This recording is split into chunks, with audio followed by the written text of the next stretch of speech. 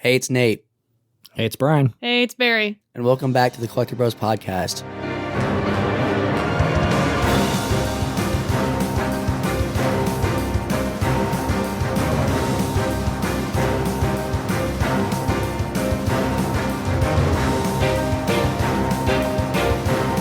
Couple of things to get off the bat here really quick. We have brand new mics, the Collecti-Bros podcast, so it's an adjustment for us this episode. You can probably tell by hearing my raspy voice right now. Not sick. I had like a spell cast on me or something where I lost my voice recently, so a little scratchy, little ear bullet, and the mic's picking it up really good, so apologize in advance for that. But welcome back. Thanks for listening. Today's episode is about our favorite side quests in games. I think side quests are a really important part of these large media games that can help build a world and build a character, sometimes better than the main story. So we all picked a couple of our favorites, and we're going to go over them. Before we get into that, though, it's a collecting podcast. We're going to talk about what we're picking up and what we're playing. Let's say we play them too, bro. That's what separates us from some, famous YouTubers out there. If you guys want to interact with us in the podcast, you can check us out on social media platforms. We are the most active by far in our Discord, and you can check out the link to that in our show notes for this episode. We want to hear what you're picking up and playing too. But here's what we are. Barry, start with you. Pickups, playing. Where are you at right now? I'm loading my list. Hold on. Just, all right. I know one for recent sure. pickups. Persona 3 Reload. Stray. I finally got Stray on PS5. Nice. Helldivers 2 on PS5. We'll be talking Helldivers, don't you worry. Legacy of Kain Soul Reaver 2 and Onimusha 3 on PS2. Nice. And then also I got the Final Fantasy VII Rebirth Collector's Edition. With the big boy. With the big boy. As far as playing, I played Persona probably at the beginning of the month. Beginning of February. Whenever it released, I got it on release week, and I was playing that up until Final Fantasy came out. And then I've been playing Final Fantasy since. I think I'm 66 hours in, and I don't know where the end is yet, so... It's terrifying and exciting. Yeah, I don't know anything about this game. I'm avoiding everything, so I don't really know where it ends and how close I am. But I'm 66 hours, and I'm doing everything I can. There's a lot of mini games that I am skipping to try and get the 3 stars because, fuck those mini games. I'm just completing them, being like, okay, I beat it. I'm not doing 3-star sit-ups. This is hard. So I've got some complaints about the game, but overall, it's a step up from the first one. It's less linear than the first one. It opens up and does a lot of backtracking. So where you thought you were done with an area, you will go back multiple times. If you just follow the story and the main story, you're gonna skip all the other stuff and it'll probably feel more linear. But it's pretty open world. I don't know what else to say about this game. I don't want to say too much because Nate hasn't played it. Yeah. Oh, we'll get to my pickups. But that's what I've been playing. So I guess if you want to talk to me about it, you can come chat in the Discord. But for the sake of spoilers, I'm not really going to say anything about it. I find that there is a graphical loss in performance mode, but it looks really pretty in graphics, but there's a lot of pop-in, so it will only load textures out to a distance, and the distance is quite short. I don't know if that's something that we're going to fix in a later patch, and it's really noticeable in some areas. You'll see all the textures fixing themselves and popping in at a higher quality. It's low-res distance, and then as you get closer to it, it loads better, but it's not a smooth transition. You'll be walking by and there'll be bushes and they'll literally render right in front of you. Weird. So part of me wants to play performance, but it looks like Play-Doh. It's the same problem with Spider-Man. So, and I don't know if they're trying to do a dual development for this game where they were like, okay, let's dual develop for PC even though it's not releasing on PC right away. Because I feel like the PS5 can't handle what they want it to do. I was going to say they don't have the excuse for the PS4 version anymore, so that shouldn't be happening, but I didn't even think about the inverse, PC to PS5. Yeah, because I guarantee you, I feel like with a beefier build, it would handle this completely fine, but I think it's I personally think it might be hardware limitations. Wow. Which is terrifying. For what they're wanting this to do. This game is massive, and it has so much loaded in all at one time that I don't think the PS5 can keep up. So, and that's saying something because I didn't have this problem with Final Fantasy 16. Everything loaded when it needed to, and I don't know if that was the development team just utilizing the hardware and the software properly, or I don't know if this new team didn't know how to develop for the PS5 from scratch. I don't know. Like, because they did the original on the PS4 and then did basically like an upgrade. And I'm assuming this one's like straight on PS5 only. But it feels like they bit off more than they could chew, and they had to put it out and was like, it works.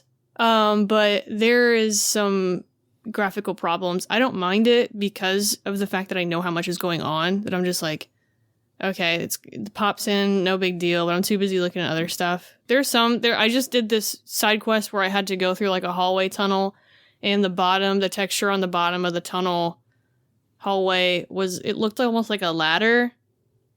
It was just kind of like two lines in the middle of the floor with like a ladder, but it only loaded part of it at a certain distance, and the rest of it was kind of like off center. And the more you'd run down the tunnel, it would correct itself. It was interesting. It was really noticeable. So, I mean, like, stuff like that'll happen. I had it crash once in my 66 hours of Godzilla-sized 150 gig game, but so that's all I've been playing, really. Played a little bit of the new Fortnite Battle Pass season, which is really good.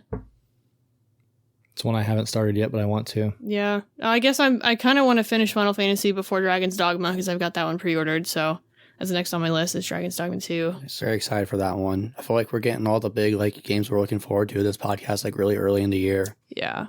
I don't really know what else is supposed to come out the rest of the year. Those are the two big ones care for about. me. Yeah. So. But yeah, that's it. Nate, what you got? I'm going to be quick with my pickups. I was only going to have one. It was supposed to be my Final Fantasy 7 Collector's Edition, but mine has problems. It's not here. It says it got canceled.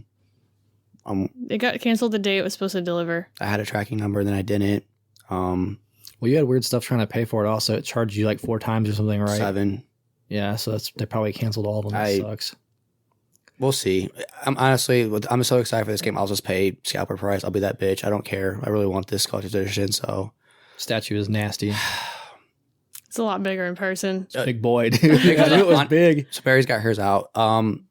Seeing it on the internet does it no justice. I think it's worth the asking price, honestly. It's beautiful. It's a truly... Pick it up? I'm not touching yours. Fuck that. It's terrifying. You have a cord plugged into your head. Remember that. I know. That's just heads up. It is truly a centerpiece. Like, oh yeah, it's gorgeous. Okay, but you picked this one up, right? Yes. Yeah. Remember this one? Yeah. We'll just look at them next to each other. Look at the base. Dude, no fucking way. This thing's a monster. It's so heavy. It's one of the best collector's editions I've seen. Like, honestly, as far as like this generation, it's I think it's the standout. Like, this thing's bigger than like our mics and stuff and our setup. This is crazy. But yeah, I was supposed to have that as my pickup. Unfortunately, it's not around. Better put that boy back. I'm like sitting here shaking, holding Compared to it. this one. Yeah. Yeah, which is very cool. But 16 says no justice to this Rebirth one. The 7 Collector's Edition puts the 16 one to shame. Like, absolute shame. The 7 Rebirth Collector's Edition is one of the best I've ever seen. Like, this thing is... The paint looks good on it, too. I like how they did, like, the fire effect with the orange on the boots and the bottom of the coat. Like, that's sick. The tips of the wings, that's cool as fuck. So, I'm over here trying to decide if I was going to go out and buy this deluxe edition of this game to start playing it soon, or if I'm just going to try to wait for this Collector's Edition. I was too impatient. I was supposed to get this delivered sometime on Friday, and the game comes out Thursday, so I went to the store while grocery shopping on that Thursday and bought a standard copy just so I could play it before my Collector's Edition got here. And I'm just like, Brian, did you order the game? He was like, no. And I said, all right, I got a second copy for you. So, in my sadness, I've been playing... Witcher 3, which my dog had surgery recently, so I've kind of been tied down taking care of her, and I've made a lot of really good progress in it. Love that game. I enjoyed it when I first started it, but now I'm like really I'm about 80 hours into it, and it's a fantastic game. It's probably in my top 3 for that PS4, Xbox One generation. Final Fantasy VII Remake and Doom Eternal are probably my 3 favorite games from like that generation so far. So having a great time with Witcher. Sorry it took me a decade to play it, but the next gen upgrade's pretty nice. It's beautiful. I know Barry played it very recently on here. I feel the exact same way Barry does about that game. It's great. Don't have enough good things to say about it. I've got Helldivers 2 installed. That's probably my only pickup, I think. The rest of the bros have been playing it. I'm behind, so I got to catch up and spread some democracy, but it's on the radar for this week, that and Fortnite. So, Brian, what have you been playing and pick up? As far as pickups, I don't have a ton. I mean, a lot of my money's been going to like sports cards. That's fine. I did pick up. I mean, I guess that's a pickup. Yeah. I guess like we don't have to talk about just games. Yeah. No, for now, this is a video game focus, but I have a sweet crossover on my list. But the first thing I picked up was, I was actually on vacation. I didn't know this was going to release, and it did shadow drop the Stalker digital collection. I was literally in Nashville, and I was like, Sherry, they released Stalker. And she's like, okay. I said, okay, add the cart. Like I bought it from my phone. I mean, I never thought we'd get the original releases. Like it's a dated game. Yeah. But man, it's one I always wanted to play back in the day and like never really got the chance to spend a ton of time with. Like I'm really excited to dive in those again, especially with 2 coming up at the end of the year. I'm going to get through those. Really excited. And what a cool shadow drop, right? And apparently they're like great ports. They run wonderful. There's like, they're going to add in all of the, like the modding and stuff, like community modding. So they're going to have like the survival mode and stuff. Like I can't wait, man. That's be awesome. I did pick up, you'll know why at the end of this episode when we announce what's next, the Mega Man X Legacy Collection for no particular reason whatsoever. I also ended up grabbing all of the commander decks for the Magic the Gathering Fallout crossover. I know absolutely nothing about Magic, but I love Fallout. And I was like, hey, we'll grab these. Dude, these are sick. Like, these are really cool cards. I saw some of the art was pre-released, and I was like, I want all these. So I went with the commander decks. I grabbed 1 booster pack, and I got some cool stuff out of it. But I don't think... Did you get doo-doo? I mean, it wasn't horrible. I got like 2 or 3 foils, but no serialized. But I don't think that's as common in Magic cards as sports cards, if I understand correctly. But I'm happy with what I got. Look, I'm pretty sure I have a full base set because I have 4 decks. But they're really cool cards. If you're in the Fallout at all, I would say definitely check them out. Singles Magics are actually pretty expensive looking into it. I didn't know that shit, but it might be one of those things in a couple of months you can go back and get them because you looked it up like the week it came out. Yeah. So they'll go down. Right. So if I have to fill in gaps, I'll wait. But yeah, they're cool. If you see them out and about, grab them. Shout out to the Mothman one. Like hands down the best thing in Fallout 76, and you get a commander deck. It's like a Mothman. It's awesome. I like that they did like all Fallout, not just like 3 and up. Yeah, it's cool. We were talking about in the Discord. They have some like really deep cuts for the lore from like even Fallout 1 and Fallout 2. There's some Fallout Tactics stuff too. Like it's, as a fan, it's really cool and really rewarding. And I'm sure, a lot of the Magic people crossover are saying like, it's cool how they take like an original Magic card and place Fallout graphics and kind of change it to fit Fallout's universe. So it seems like people are enjoying them. I think they're awesome. Secondly, I picked up a cheap copy of NBA 2K1. It was the Mamba edition with Kobe. That was like their limited edition. I mean, it was like single digits, whatever. I didn't have it, so I grabbed it. Lastly, Helldivers 2. We're going to talk some Helldivers because this game totally lives to hype, y'all. Like, I'm all in on this game. Truthfully, as a games with the service, I was kind of like, oh, this looks interesting when it comes out, but I didn't know about it. The more I watched, I was like, yo, I really want to play this game. Like, this looks awesome. I remember having it. The trailer came out at the Game Awards last year, and I don't remember if you had commented because you usually don't watch it when they come out. But me and Brian always watch them live. And I remember when the Helldivers one came up, we both were like, this looks kind of cool. I don't know about, how it's actually going to play because I don't think it was a gameplay trailer. But I remember watching that trailer of him like with the rocket and it blasts the bug and all of the blood like splattered on him. And he was like, yeah. It's like, this looks like Starship Troopers. What is this? This is my dream. Yeah, we were like interested. But and then I saw it was a live service game and I was like, oh. Yeah. But this is how you do a live service game, y'all. The live service element of this game, instead of being like, oh, there's new skins you can buy in the shop, which there's light microtransactions stuff, but it's literally like, hey, there's a war, and here's the map, here's where they're pushing from the east, here's where they're pushing from the west, and there's almost like a dungeon master that will throw events at you like, hey, you can push the enemy back if you defend these 3 planets. There's no PvP, It's all PvE. So like everybody in this war and in this army has a collective goal to like stop the spread of these bugs pushing or these robots pushing from the west. It's just the way you handle it, man. Like it's what we really needed to combat, quadruple A gaming. That's just bullshit right now. Honestly, like this is the game we needed. It lives up to the hype so much. Like it's a blast to play.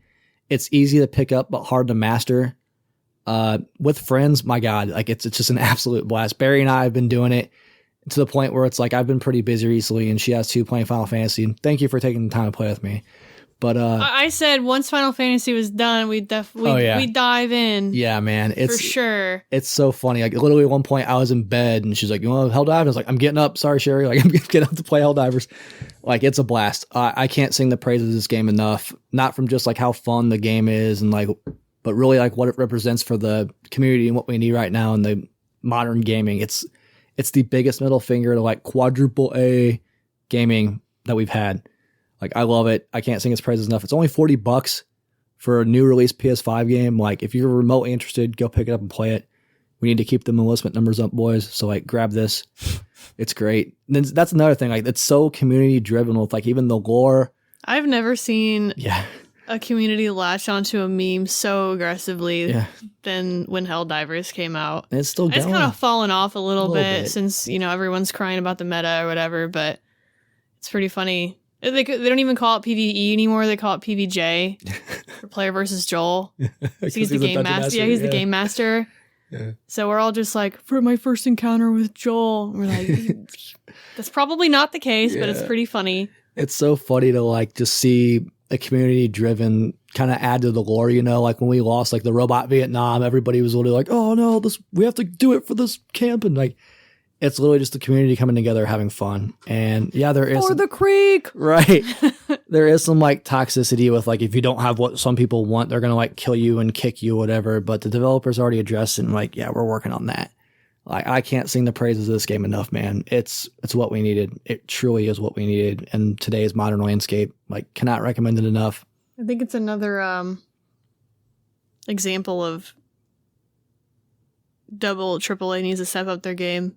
For sure. It's like, y'all ain't making the money this game's making, sorry.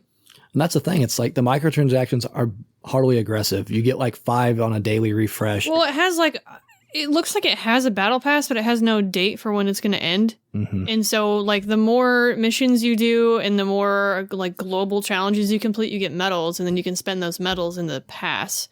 There's a premium pass that you can spend money on, but it's not too expensive, where you get, I think it's $10 like other stuff. Yeah, it's like $10. And then the actual like daily shop has basically the same items that you can get in the free version, but they're slightly better. Mm-hmm. So it's not like it feels like it's pay to win gear.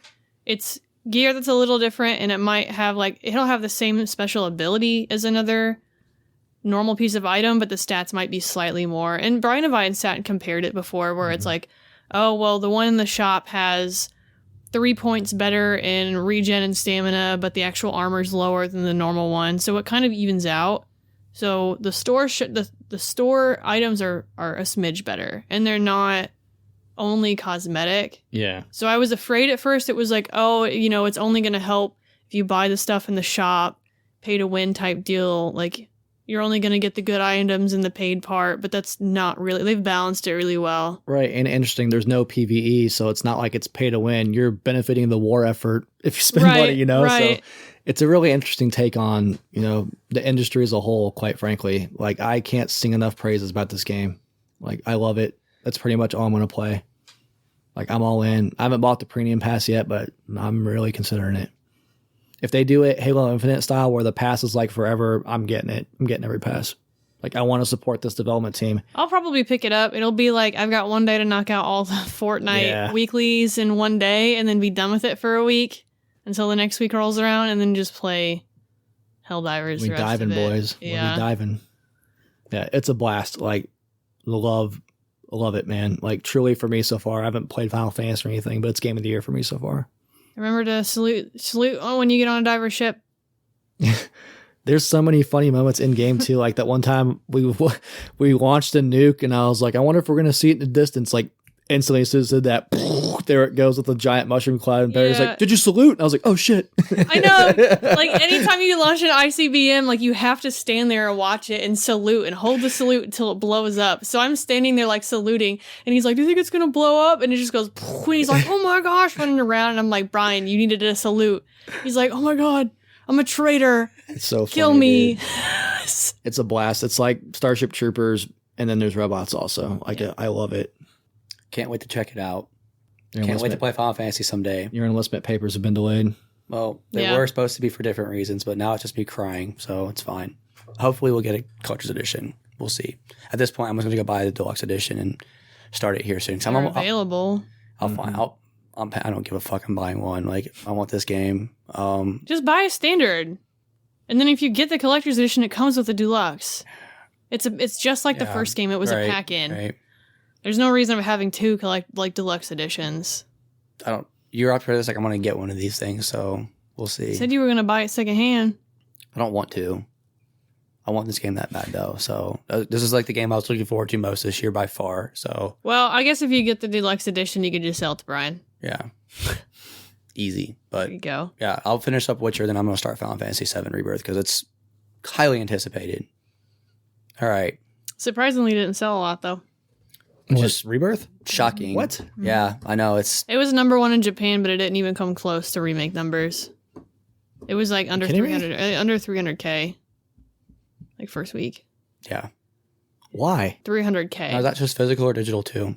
I don't know. That's That's thing. the thing. I A bet lot you of it's I don't times they know. don't show digital numbers, but that's Right. surprising. Well, it's Hell weird. divers, bro. That's why. Final Fantasy isn't a weird thing because like 16, they're like, oh, don't perform too, and it sold like. When I saw the numbers, I was like, all right, we got a hit, It sold less in the first week than 16 did. right? And they were talking about how Wow. 16 was like a flop, and I'm like, how? Part of me wanted to think that like people were buying 16 to hate play it, which like whatever, it's a good game. Fuck y'all, it's my favorite game But played I mean, last year. historically, sequels are harder to sell. So FF7, that's just a weird one. I think I don't know. I don't a lot of either. people don't like the combat in it. It's really good. How? A lot of people Yeah. don't like the combat. Whatever. it's awesome. It's like polished, and like if you thought the combat was good in the first one, it's better in the second. Nice. Like hands down, better. Huh. Surprised by that. I don't care if you and me are the only people in the world to buy it. I've been anticipating this game for a long time, and I want to play it. So So apparently, Final Fantasy 16 sold 2 million copies its first week, and Square Enix's stock tanked 2 billion shortly after. because they're That was a expecting more, flop. which is insane. It's EA bullshit, dude. That's what EA would do. They'd be like, oh, we sold 8 billion copies, but it's a flop. Here's the thing: as long as Embrace Square it, Enix bro. releases the third one, they can Yeah, close yep, after that. exactly. Like whatever. Yeah, finish the story. You guys can close after the third game's out. I don't care. They're owned by Embracer, right? No. No, I thought I had that in my head. No, they sold. bought They the sold their American North American stuff studios to to them. Embracer, Okay. That's right. and then they shut them down. Yep. Okay. like they did everything else. Yeah. Fun times. So, anyways, All right, boys, let's jump into side quest. Yeah, I want to talk about this one because I feel like side quests sometimes get overshadowed in the long term. I think they're a really important part of making a good game a great game.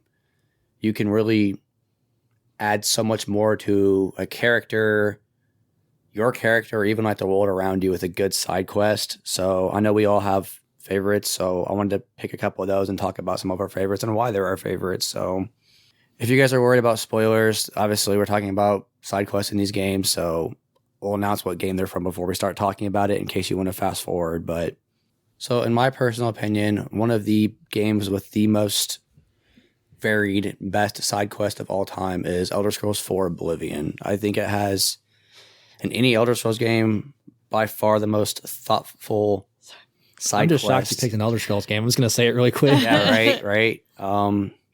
But yeah, so my first one's from Oblivion. It is the quest, A Brush with Death. First of all, what I think makes a good side quest, I know I like in Elder Scrolls specifically, I want it to be weird. I think that we've gotten away in Elder Scrolls from shit just being weird. And like the hail marks of a good Elder Scrolls, I mean, it is kind of weird and out there. Like it gets more and more generic as we go on. Oblivion was the last one that embraced the weird to me. So this quest fits in that little pocket perfectly. Like any good Elder Scrolls side quest, you kind of pick it up through hearing gossip in town. So you can either talk to people in the rumor mill or you can overhear NPCs commenting about it and pick it up through that way. But you get this quest in one of the main cities, Chirindel. You are told that Wraith with Thetis is a famous dark elf painter and he's gone missing. His wife's freaking out because he's missing. So you can go immediately to her house afterward. You speak to her. She talks to you that he's been in the zone painting and he's locked himself in his room, which isn't unusual. The problem that's unusual, it's been several days and he's skipping dinner and she hasn't seen him. She went to check in on him and there's no one in the room. So you're like, hey, I'll look into it. I'm an adventurer or whatever. She gives you the key to his place. You go in, you look around. There's no windows. There's no doors. So you're like, all right. So you explore the room thoroughly. There's a big canvas painting in the middle of it. And your cursor goes over it. It's the door icon. So you're like, I can enter this painting. Boom. Takes you into the painted world. So the graphic style changes, which is like, it changes to like literally a oil painting. Like the graphics get, I don't want to say they're like 2D, but they're like they look at their brush strokes and everything. So you get instantly hit in the face with like this completely different foreign world. And it's like, wow, this is crazy. So you very quickly encounter Wraith and he's freaking out. And he's like, so I'm trapped in this painting. I had this magic paintbrush that helped me be this good painter. I actually kind of suck at painting, but I have this magic paintbrush that helps me go into the world so I can paint it from the inside out. Problem is, dude broke in and stole it, and he painted trolls. So there's like these specific enemy called painted trolls. And if you guys have played Oblivion, the trolls are like super high level against you, and they're always pretty challenging. These guys are like impossible if you face them head on. Like they will just absolutely murk you. So he's like, I'm kind of trapped here. I need your help. Thank God you're in here. But sorry, buddy, you're trapped in here with me. And you're like, what do you do? He gives you paint thinner. And he's like, this is the only thing that can beat him. Thankfully, I still have some in my pocket. So you get this turpentine to help dilute these trolls. And you coat your sword with it. So one of the things that's cool about it, obviously, is how everything looks.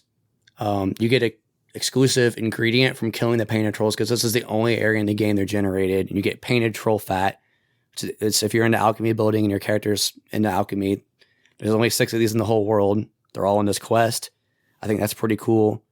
So once you confront all the trolls, which you can't just sneak around them because, you know, Oblivion, Skyrim's disease, where if you make an stealth archer, you're fine. But fighting them's fun because it's like they're super challenging battles. It's super engaging. Like instead of blood splatters, like they'll have paint splatters come out of them. So once you kill them, you find a thief and he's like totally got ate by the trolls he painted. So you just loot him. You give old boy the paintbrush back. He paints you a door and gets out. And then, like, as soon as you get back in, the wife starts just going absolutely hard on him. Like, where have you been, you idiot? So it's like funny dialogue.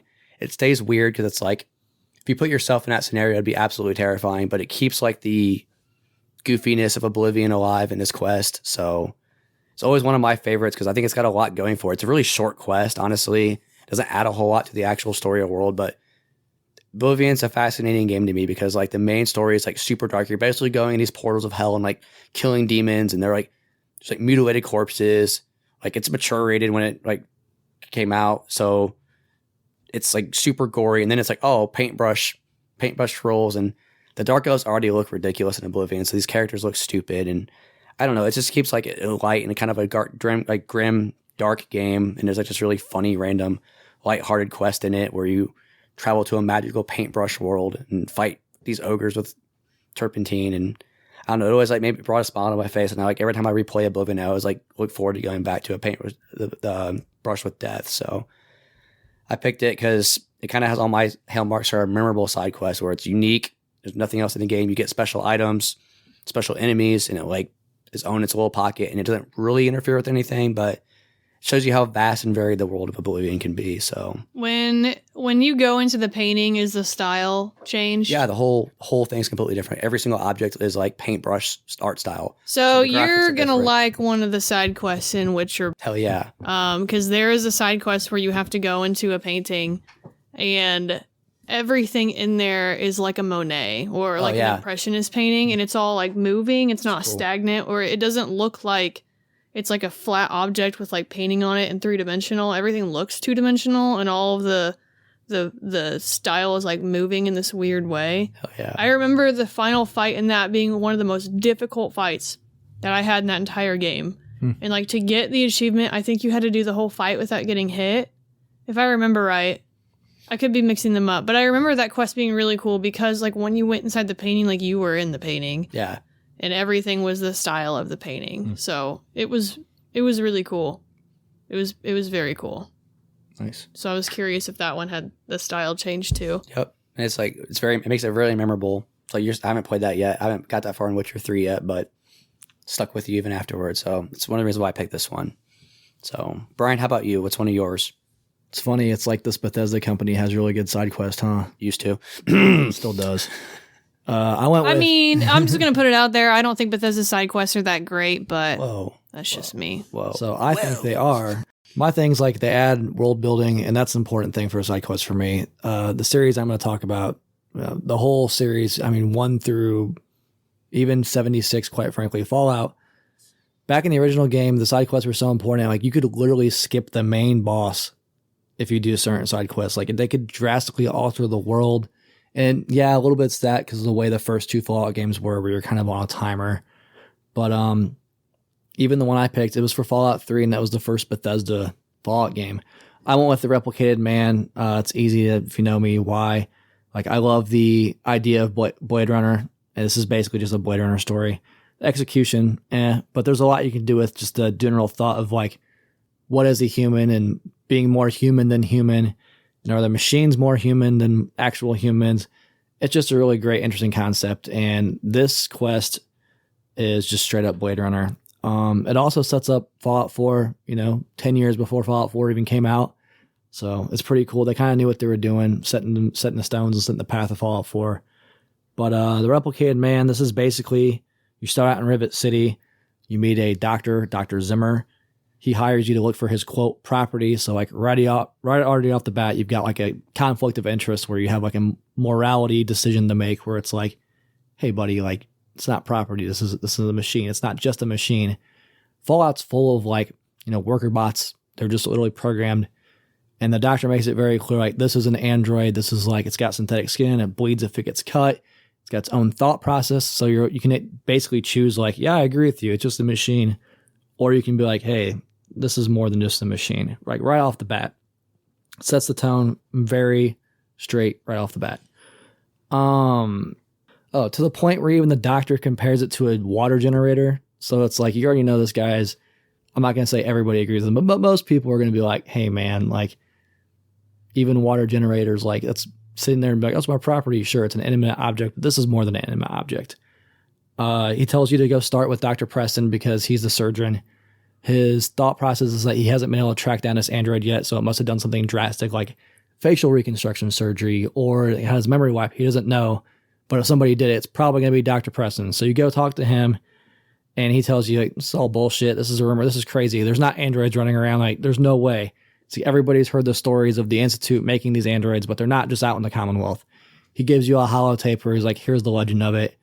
And you basically have to listen to these holotapes. So it's kind of like a contrast with Blade Runner where there's like a narrator voicing it. And that's how you kind of find your clues by listening to these holotapes. So it parallels Blade Runner not only in the story, but kind of in the presentation of the story as well. I thought that was really cool. These clues lead you to Pinkerton, and he tells you that, the mind wipe thing is real. You can really do this mind wipe. But he tells you that, hey, that there was facial reconstruction surgery that was done to this android, but I know who it is, and if your persuasion's high enough, you can obviously have him tell you who it is without tracking down more holotapes. But he tells you cannot tell this robot, this android, that, he thinks he's a real person. We literally moved his memories around. We didn't delete them, but they're like buried in his head. And I don't remember what the code is. It's like a verbal command. You can tell the android to like basically revert the factory reset. So he's like, this man's like living his life amongst his job. He's got a job in the community. Turns out he's the head of security. So it's like a guy that's in the community that everybody knows. If you know anything about the world of Fallout, it's important. Like these settlements get raided all the time. So he's like literally a member of the community. And it's like, you cannot tell him that his whole life's basically a lie. So of course you have to make that choice, whether you go to this guy and tell him, hey, by the way, you're an android, or you make the choice, hey, I'm taking you back to your quote, property owner. It's really interesting, but you get a better reward, quite frankly, if you do the, morally incorrect thing. And so there's also that to consider. From a narrative standpoint, it's weird. Like video games is the only kind of media that can kind of present this information this way. Like you're rewarded for making a poor decision, morality, right? Blade Runner, sure. It's like, hey, this is good. This is bad. This is great. If you actually have to choose the action yourself based on rewards, It's where it gets really interesting, in my opinion. I always, I sympathize for the guy. So you have to do the code reset because he doesn't believe you. He's like, I'm not an android. I'm a person. Like, I do this. I have this job. I have a family, blah, blah, blah. He's like, I caught myself shaving this morning was the big one he says. And it's like, hey, man, like, the only way I can prove it to you is if I show you. So you say the code and he's like, holy shit, like, no one can find out about this because they'll turn me in, blah, blah. So you can either, like, let him get a pass and he gives you a gun, or you can, turn him back in for a better reward.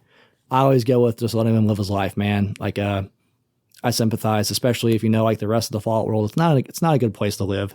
So if there's somebody out there doing the right thing, like, you gotta let them do it. And then tying in the Fallout 4 and having that much foreshadowing, I think it's awesome. I think it's a great little one-off quest at the time where like, oh, this is interesting, especially if you love Blade Runner.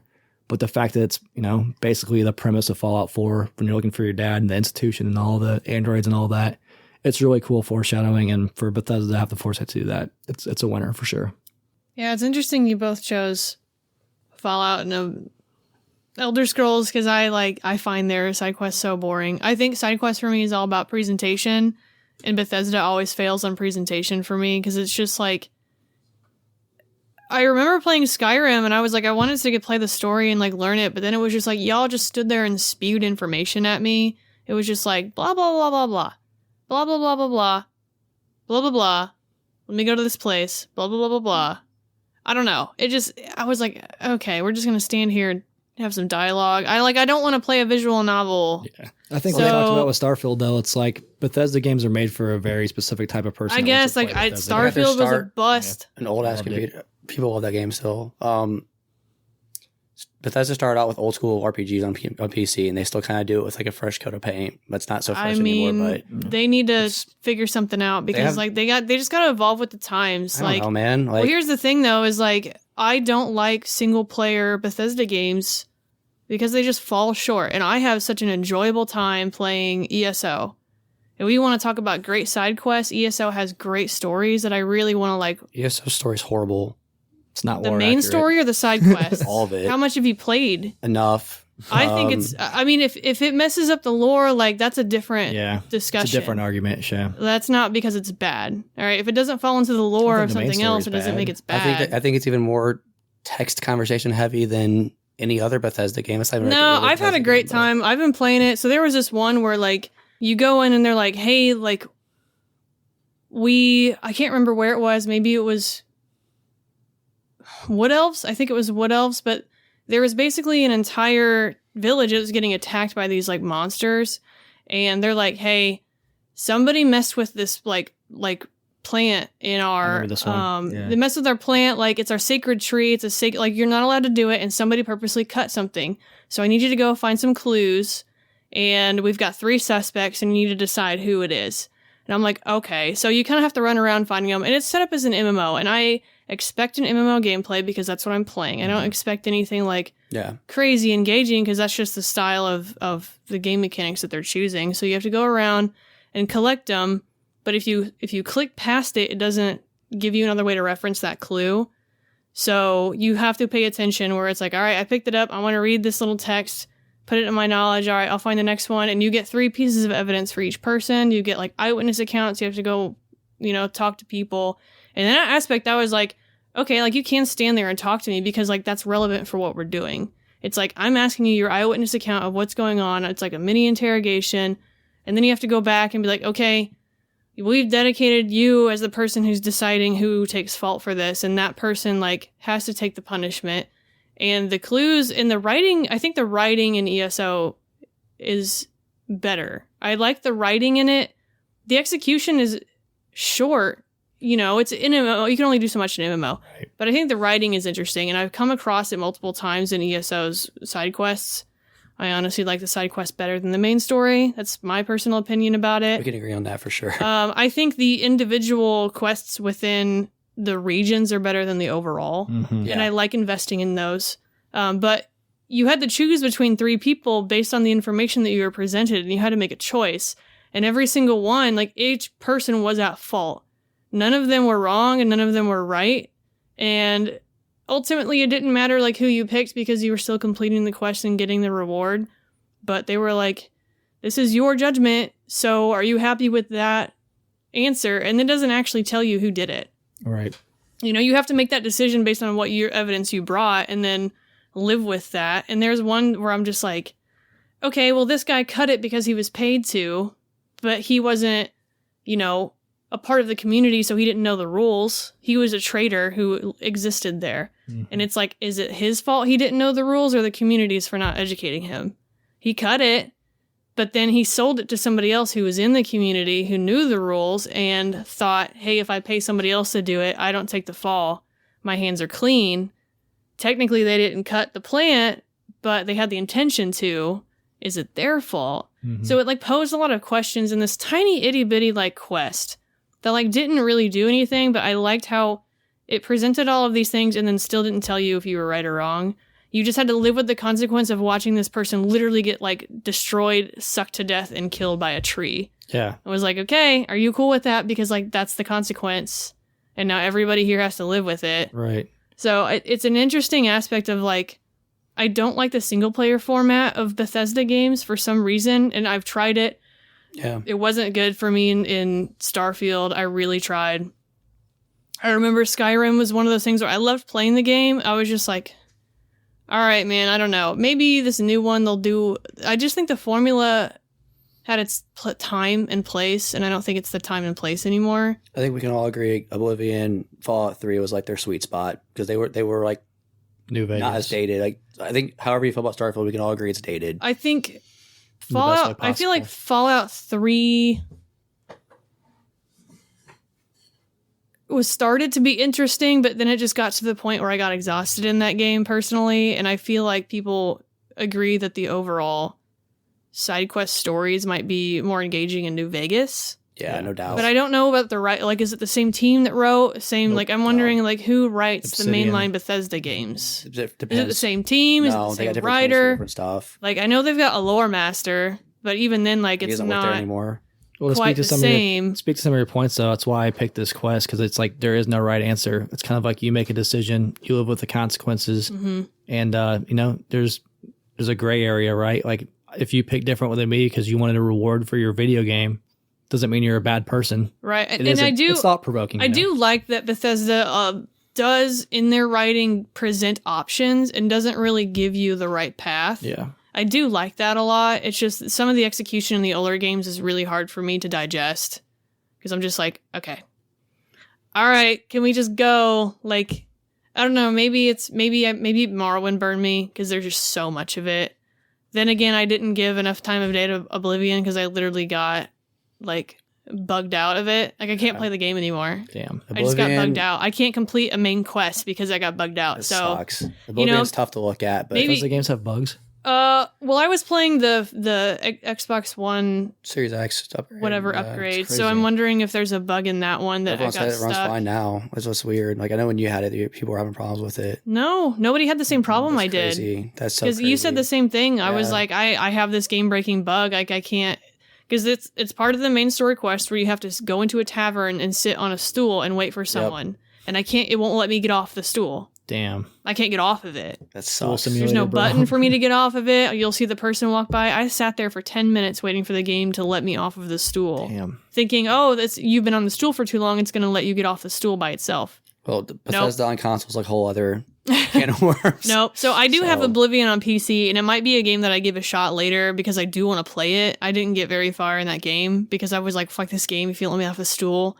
That's so crazy. So I guess I don't have too much experience as far as Oblivion goes, but I remember Skyrim just being like, I just want to Fusta Ra, bro. Like, stop talking to me. I want to go shout at some dragons because it's more engaging. I think universally, like, the Elder Scrolls community agrees that Oblivion has the best side quest of, like, by far. And even, like, the Dark Brotherhood quest lines universally praised as, like, the best quest line in any Elder Scrolls game. Is that in Oblivion? Yeah. Because I want to play that one, and I've never gotten Thieves to Guild it.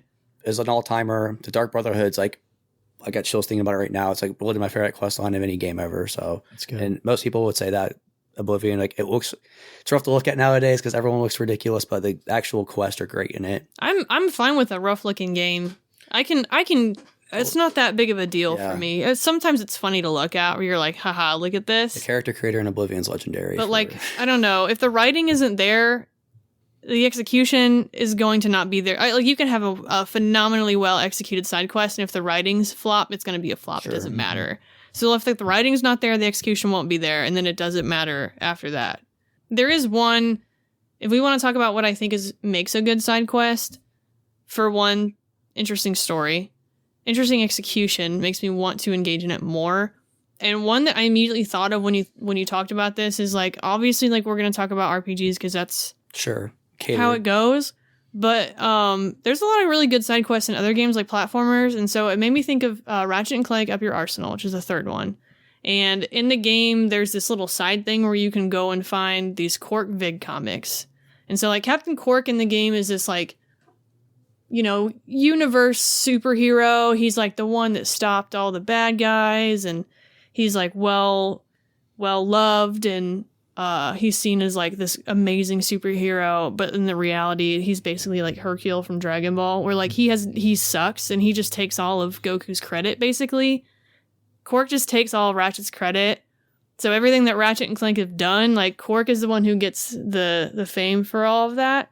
So in the vid comics, it's 5 side comics that you have to go find, and then you can go to your little I think you can go on the ship, or you can go somewhere and you play them. They're like little game cartridges. And so you play the little game cartridges, and inside the game, Captain Quark is like the narrator for like each episode. And it kind of goes through, and it's from his perspective. So, really, you know, Ratchet and Clank are inside of the game, but they're like, oh, well, you know, it was false information. They didn't actually beat this guy, and that's not actually what he looks like, and yada yada. So it's like, you know, the Trump of Ratchet and Clank is Captain Quark. And it goes into his history with Dr. Nefarious, and it gives you some side, you know, information about how they've interacted before and what the relevance of them is, and like this weird like bathroom humor perspective from Quark. And the games, I believe they were designed to look like or feel like Mega Man X. So they're like 2.3D side-scroller shooters or whatever, and they're really simple and they're really short, but they're really fun to play and be like, oh, what's going to happen on the next episode? And then it goes into the lore of like, oh, there's a collector community inside Ratchet and Clank who like there's only 4 of them, and they're like, we've never heard of a secret 5th one, and the secret 5th one like was basically like pulled from Captain Quark because it had some like damning information in there that he didn't want to get out to the public. So you find like the secret only copy of the 5th vid episode, and you go into like this little side story with all of that. And I thought that was really cool. It's really cool to like, oh, there's a little cool story, and I want to go find them, and I want to go play them. And it's like playing a little game too. Yeah, it's a very unique presentation. Yeah. It's like, it's really cool because it is a narrator speaking at you, but it's all this like dumb shit that he's saying that I'm like, I know none of this is true. It's like Zach Brannigan from Futurama, kind of. Yeah. Yeah. So it was just really fun. And every time I play that game, I always do that again because it's just really fun to go back and like play little Captain Quark with his little blaster, like killing all the bad guys like he did in real life, but he never did. So that's when I think a side quest is good, is it wants me to engage in the next part of it. If I don't want to engage in the next part of it because I like the content and I'm just trying to finish it for a reward, I don't really think it's good. Makes sense. And even, you know, that's just an example of like, it doesn't have to be an RPG to have a good little side quest. There's tons of them out there that have great ones. And I think if you play games and you find them, you should go after them because sometimes they will surprise you. But there's a lot of games that have really bad ones. So sometimes it's artificial length that's adding to a game, and I think side quests are the worst when they're like fetch questy. Oh, let's talk about fetch quests. We can talk about Xenoblade Chronicles. That's probably why I don't care for MMOs so much, is because a lot of it's side. I do like ESO. I do like Final Fantasy 14. Those are the only 2 I've ever played where I'm like, I really like these. Other than that, it's like, go here, push A 500 times. And even inside both of them, there are like just boring fetch quest ones where you're just like, damn, this one's a dud. Like, I do not care about XYZ person, here, there, whatever, and I am just finishing this one to finish this one. But yeah, I think those 2 are a bar above. Yeah, no doubt. Yeah. I think the gameplay of those 2, they play a little more like control than most MMOs too, which helps. And they're like good worlds.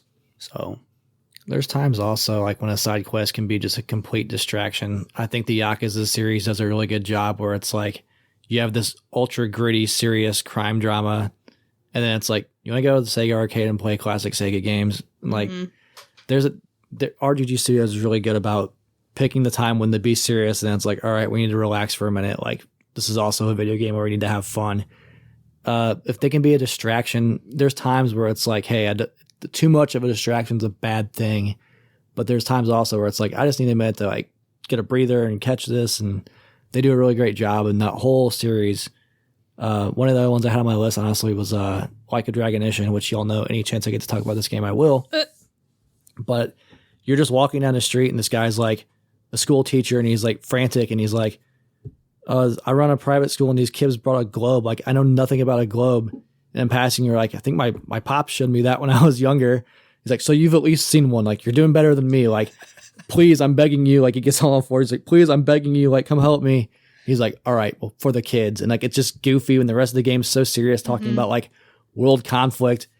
And like, your main antagonist in this quest is like this smart kid who's like, psh, you don't know shit. You're not a substitute teacher. You're just some dude he found off the street. Yeah. And it's like this old timey map where it's like, you have to point to these countries, and it's like, the first one's easy. It's like, where are we at right now? And it's like, what the fuck is up with this map? Like, North America's not even discovered yet.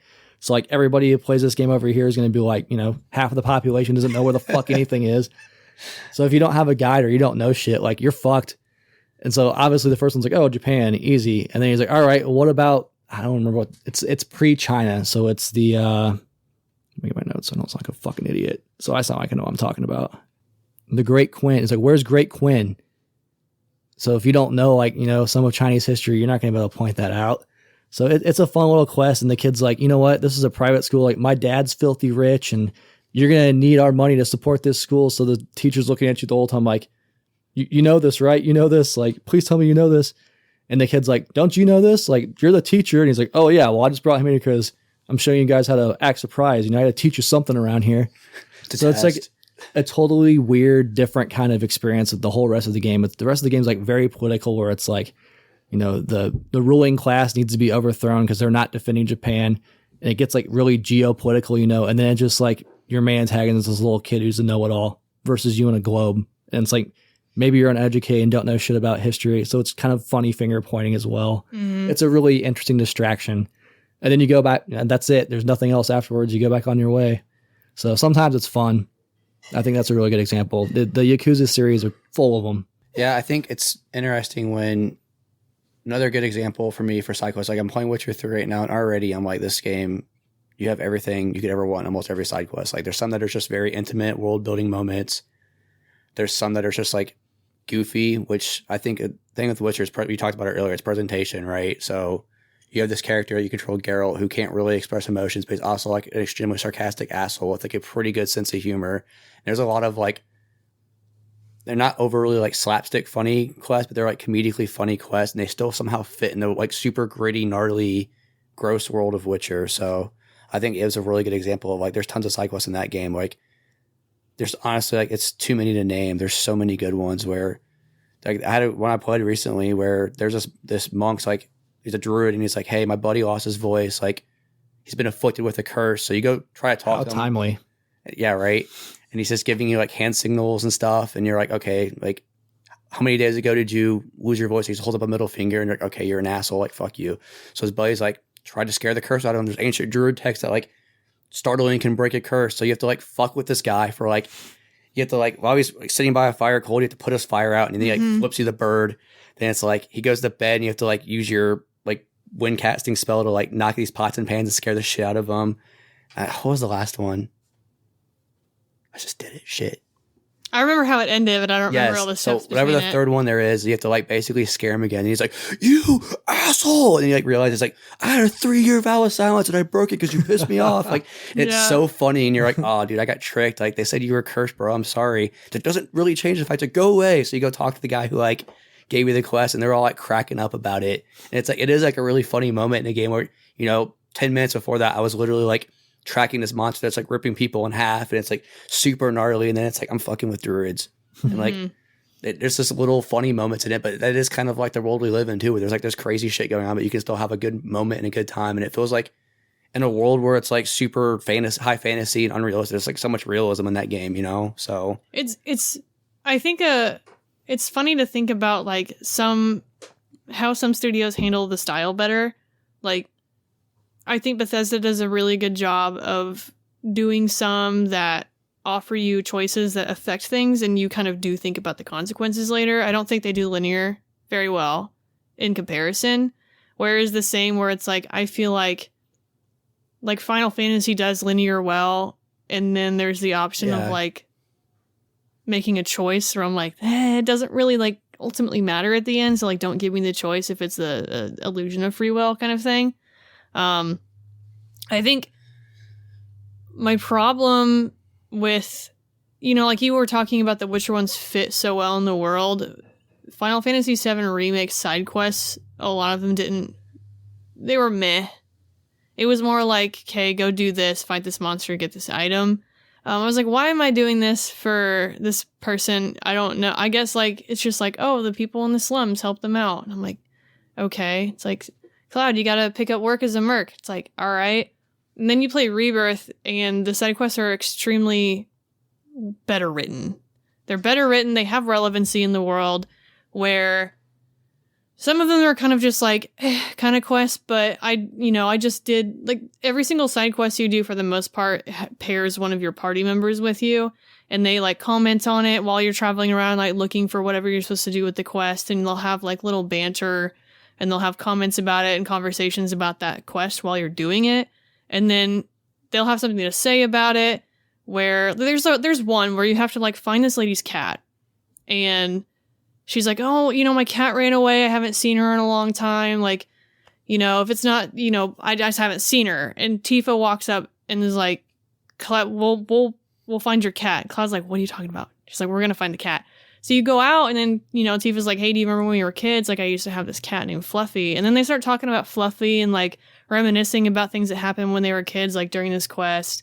And then the quest like has relevancy to their backstory or whatever. Even though it's like finding someone's cat, they've tied it into the characters in the world much better than the first game. Good. A lot better. Like, there's relevancy of having and doing them and wanting to know what the stories like tell, because sometimes they are little tiny stories, and then other times it's like more character development that you wouldn't have gotten. Right.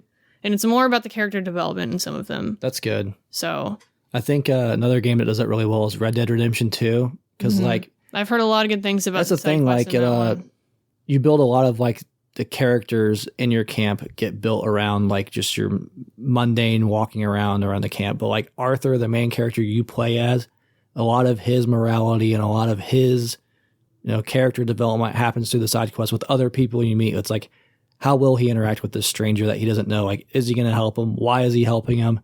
And it's weird because you're in a gang of thieves, but it kind of shows you, Arthur's really not that bad of a guy.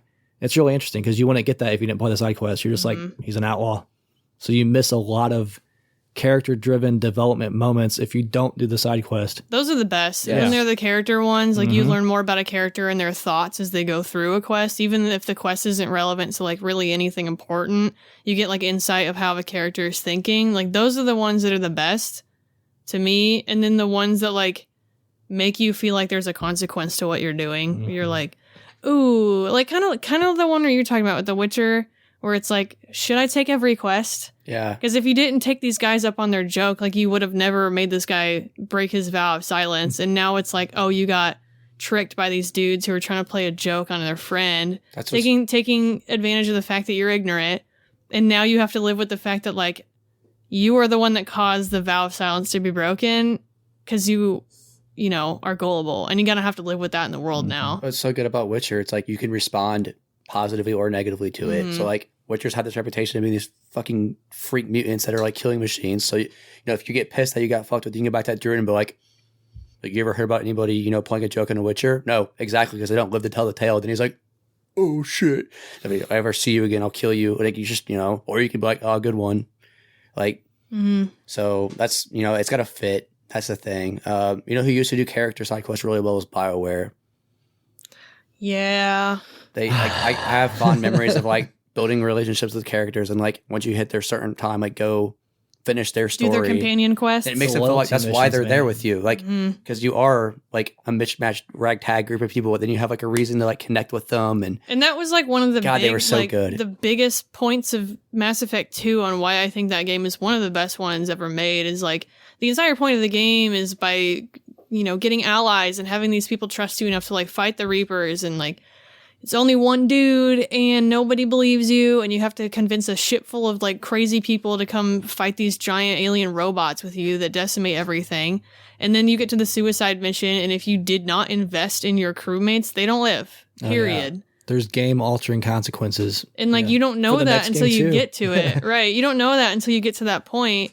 And so it's like, were you a captain and a commander that invested in the people and wanted to like help them along to gain their loyalty to the cause at the end, or no? So that was they were so good at it. yeah. Tali's loyalty mission was the other one on my list. And then you got like Thane's, like his Oh, is yeah. like, Oh, God, yeah. such a good one where he has made this decision to be like an assassin, and his son's brought like trying to go into his footsteps of also being an assassin. And he's like, Shepard, you got to help me like botch this assassination job because like he can't follow down my path. Like I'm going to die. This is the last thing I need to do is to make sure my son understands to not follow this path. And then depending on what you do, you see his son later in the third game. And because Thane dies, spoiler alert, you can't stop that. Yeah. But you talk to his son in the third game, and depending on what you did or didn't do with him in your save file, I think there's a standard one if you didn't have a save file, but it changes his reaction too, Yeah. which is really cool. Yeah. So, God, they were so good. Even the Tali one, it's cool how dynamic they are too. Like if you bring Legion along on the flotilla, like they freak out. Like they did a great job with like, yeah, you have, these deep character moments and earning your trust with them, but also how dynamic they all were and how it did live up to the premise, particularly the loyalty missions with affecting games down the line and affecting the story down the line. It's the shining moment in that, unlike the fucking ending of 3.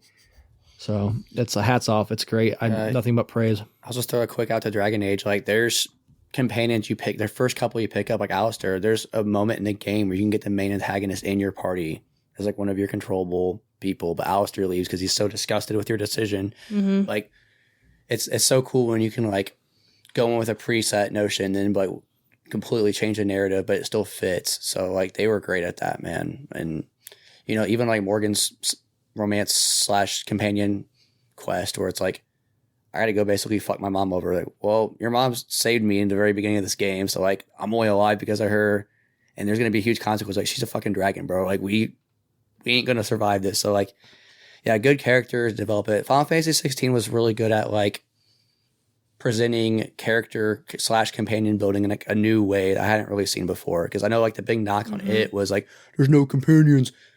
You kind of point out when you talked about it when you're playing it, like companions are kind of like the world around you and the side quests and stuff. And I feel like they were, Witcher-esque where they all fit that world really well. And some of them were a good little break from like being a fucking killing machine, but some of them were like very intimate and, planted seeds for like how people see you in the world. So of late, like recently, that was like one of my favorite side quest games too, honestly. It was more like not necessarily every single quest being great, but how they were kind of presented to you and why you were doing them, which is weird because a lot of people knocked that one. So put my shield up for that game for a minute because like it got so much unfair flack. Yeah, 16 side quest does the opposite of what 7 does. 7 side quests are for character development and 16's is for world development, and they present both in different ways. And I think if they were presented in the flip ways, they would be unsuccessful. Or like 16 could have been very, very easily boring if the writing wasn't there for what they wanted to accomplish with it. And I think what they wanted to accomplish with it was there. I just think some people are too focused on the formula. Yep. So 100% agree. Well, especially like when you're introducing a new world, like it's a new universe in Final Fantasy, right? You need to have the world development. It's more important sometimes than some of the characters. You'll get the characters throughout the game naturally, but if you have a new world, you have to introduce lore. I think the first Mass Effect game does a really good job of it as well, where it's like there's established lore and you learn about that established lore through the side quest and through the notes.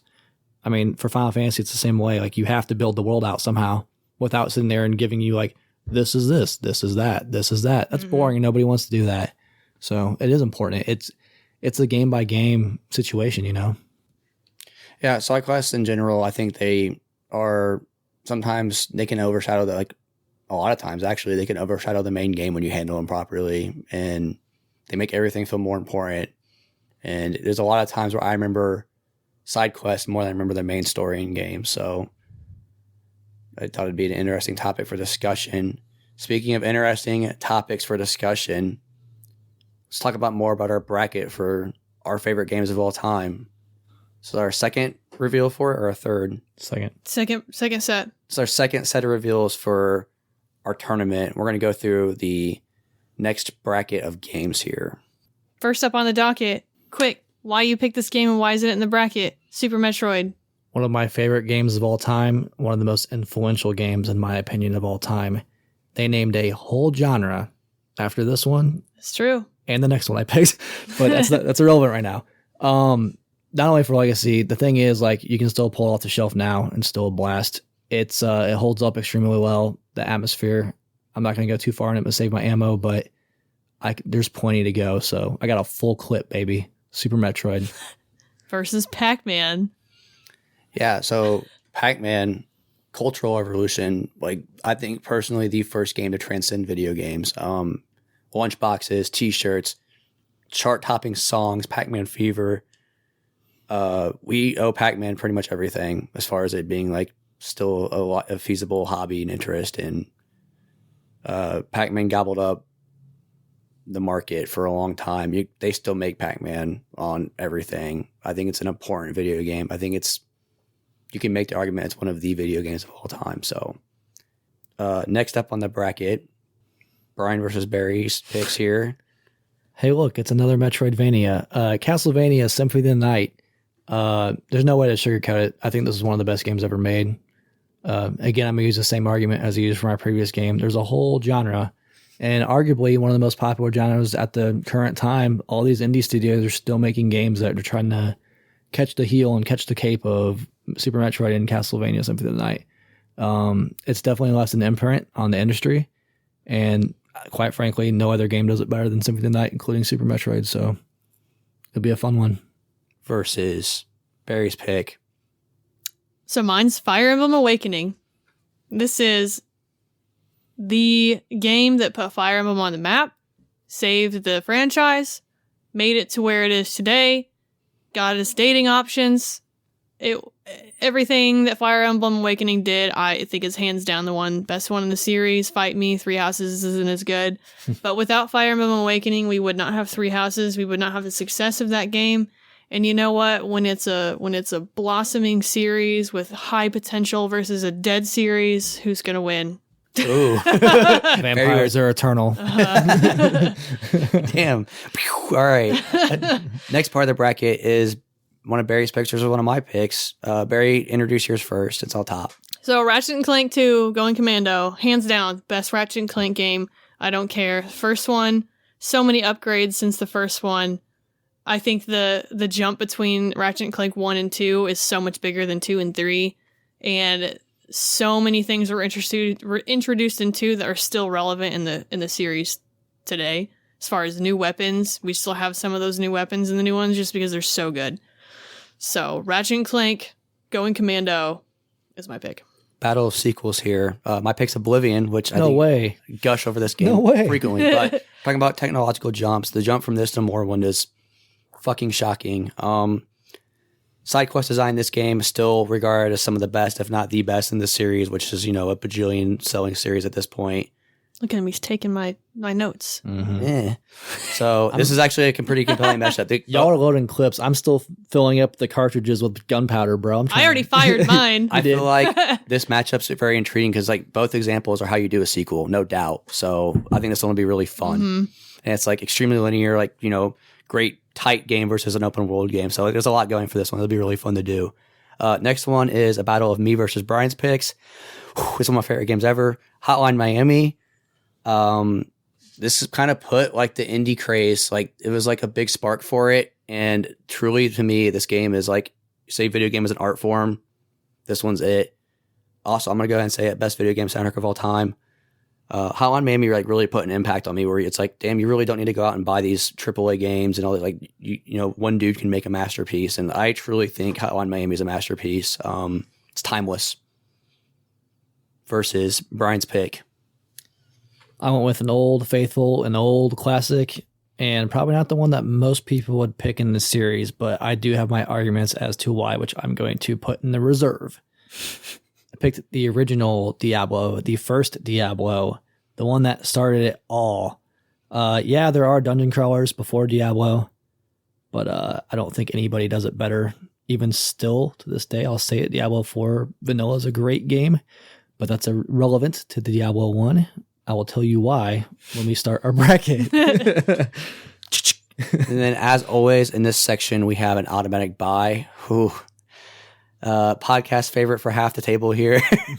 Morrowind is the automatic buy. Whoa, you can dude, understand you why, Morrowind? this got up because 2 out of 3 votes, but it's fine. However you feel about this game, it certainly set a foundation for the industry going forward. Whether it's your cup or tea or not can be debated. But as far as pushing technological boundaries, as far as world building, as far as exploration, even what makes a true RPG, I think this game like set a standard. There's still the skeleton, the lifeblood of this game going into a lot of games today. Morrowind's the automatic buy for this section of the tournament. Tune in next time for the next set. Absolutely. That concludes this episode of the Collecti-Bros podcast, Side Quest, a side adventure. Next episode on the docket is back to our format of Is It Worth It? This is one that Brian brought to the table. Brian, why don't you tell us what you picked for us to talk about and play? Okay. I had to have visual confirmation. Thank God this isn't a video podcast. Yet. Spoiler. Yeah, I went with one of my banger games, one of the top games monetarily that I own. Mega Man X3 for the Super Nintendo. It's an interesting one.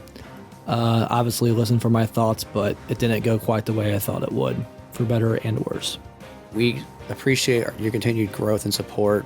We have actually purchased new microphones, and we've got big things in the books for this podcast. You guys can hear my raspy voice in all of its glory now, thanks to our new microphone purchase. But really appreciate everyone checking us out.